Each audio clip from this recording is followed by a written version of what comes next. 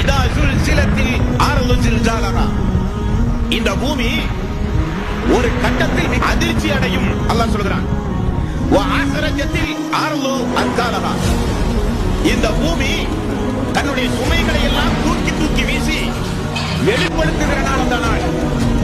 வ கானல் இன்சானு மாலதா, அந்த நாளில் மனிதன் இந்த பூமிக்கு என்னானது, ஏன் இப்படி அதிர்ச்சி ஆகிறது? அந்த பூமிக்கு அடியில் புதையுண்டு போன எல்லா மனிதர்களும் மேலே வந்து தூக்கி வீசப்படுவார்கள். இந்த பூமிக்கு என்னானது என்று மனிதன் கேட்பான். பூமி பேசுகிறது, யௌமைதின் துஹத்திசு அக்பாரஹா, அது தன்னுடைய செய்தியை அறிவிக்கும் இறைவனுடைய கட்டளையின்படி பூமி பேசும் என்று அல்லாஹ் சொல்கிறான்.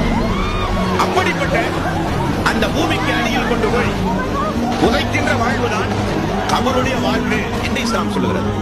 அதுதான் பரிசக்கூடிய வாழ்வு.